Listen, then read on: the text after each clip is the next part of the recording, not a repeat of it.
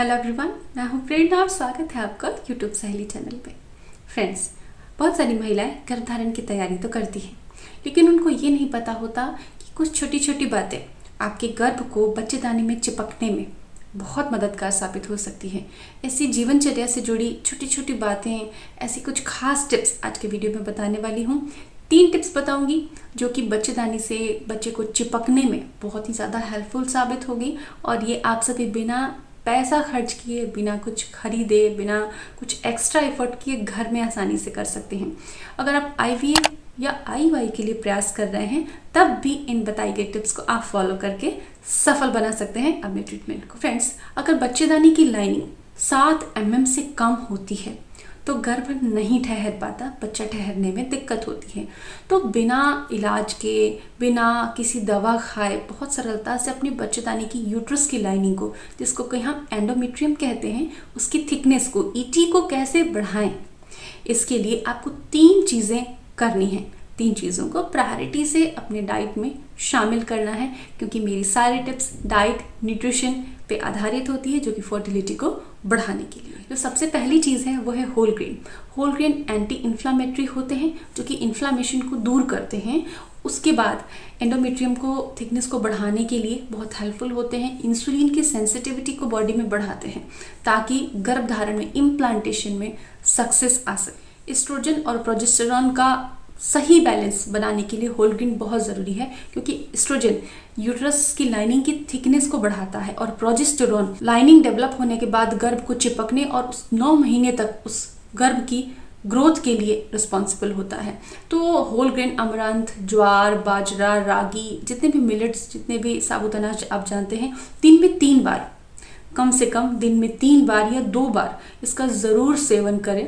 दोपहर का खाना, नाश्ता और रात के खाना, ऐसे 3 बार आप इन होल ग्रेन्स को अपने डाइट में किसी भी तरीके से चावल के फॉर्म में बना के, दलिया के फॉर्म में बना के, रोटी के फॉर्म में बना के शामिल कर सकते हैं। इसके अंदर बहुत सारे पोषक तत्व भी होते हैं और ये ET को बढ़ाने में, एंडोमेट्रियम थिकनेस को, बच्चेदानी की परत को तैयार करने में बहुत ही हेल्पफुल होता है।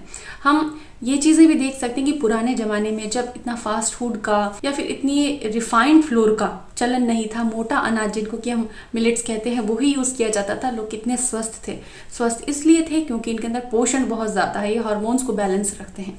अब बात करते हैं दूसरी टिप की। दूसरी टिप है विटामिन E।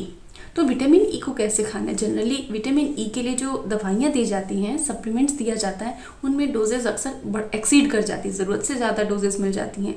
तो आप बिना दवा खाए विटामिन E को सरलता से अपनी डाइट में शामिल कर सकते हैं।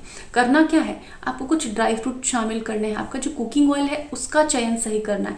ड्राई फ्रूट्स में आप ले सकते हैं, हेज़लनट ले सकते हैं। हेज़लनट पे मेरे वीडियो है, नट्स एंड सीड्स पे मेरे कई वीडियोज़ हैं, उनको आप इस आई बटन में जाके देख सकते हैं। हेज़लनट, आलमंड्स, इनको आप यूज़ कर सकते हैं। पालक, ओट्स, सनफ्लावर सीड्स, कुकिंग में सनफ्लावर ऑयल जो कि प्योर हो उसका आप इस्तेमाल करें। क्लिनिकल जो डोजेज होती है मेडिसिन से दी जाती है 7 mg से एक्सीड कर जाती है। हमें डेली 7 mg की ज़रूरत होती है, तो आप अपने खाने से विटामिन E को सरलता से पूरी कर सकते हैं और इसे आप पूरे महीने अपने डाइट में शामिल रखें। कोई स्पेसिफिक डेज नहीं कि इन्हीं दिनों में आपको खाना है। आपको ये गर्भधारण की तैयारी करते हुए पर्याप्त लेते रहना है नियमित तौर पर।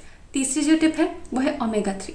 ओमेगा 3 बहुत ही फायदेमंद होता है आपके ET को ठीक करने के लिए, आपके गर्भ को इम्प्लांट होने के लिए। तो ओमेगा 3 कैसे ले सकते हैं बिना मेडिसिन के? तो एक सप्लीमेंट है जो कि आप कैप्सूल के फॉर्म में लेते हैं। फिश ऑयल का सप्लीमेंट होता है, वो भी आप ले सकते हैं। फिश ऑयल के सप्लीमेंट नेचुरल होते हैं। इसके अलावा अखरोट एक बहुत अच्छा तरीका है। अखरोट को भिगोकर आप अपने शाम के समय में खा सकते हैं। सुबह के समय में भी आप खाली पेट अखरोट को खा सकते हैं। खाली पेट नहीं खा पा रहे हैं तो कोई बात नहीं, स्मूदी में ऐड कर दीजिए।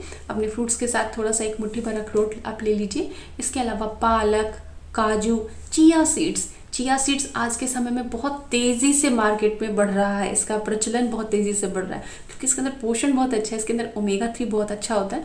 तो चिया सीड्स को चाहे आप नींबू पानी में भिगो के ऐड कर दीजिए, चाहे आप ड्राई ही रोटी बना रहे हैं तो चिया सीड्स का पाउडर उसके अंदर ऐड कर दीजिए, अपनी स्मूदी में ऐड कर दीजिए।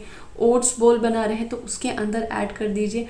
चिया सीड्स को आप जैसे ऐड करना चाहें अपने डाइट में 1 चम्मच चिया सीड्स डेली लीजिए। हेम्प सीड और राजमा, इनमें भी ओमेगा 3 पाया जाता है, तो इन चीज़ों को आप अपनी डाइट में शामिल करें। ये जो 3 चीज़ें मैंने आपको बताई, ये ईटी को डेवलप करने के लिए, यूट्राइन थिकनेस को प्रॉपर तरीके से डेवलप करने के लिए पर्याप्त है। अगर आप ये चीज़ें फॉलो करते हैं तो असिस्टेड टेक्नोलॉजी जो भी आप यूज़ करने वाले हैं, IVF, IUI, वो भी सफल होगा। और प्राकृतिक तरीके से तैयारी कर रहे हैं तो भी आपका गर्भधारण सफल हो सकता है। उम्मीद करती हूँ कि इस जानकारी को जान के और प्रयोग करने के बाद आपके जीवन में भी खुशियाँ आए। शुभकामनाओं के साथ मिलते हैं अगले वीडियो पे। Thanks for watching.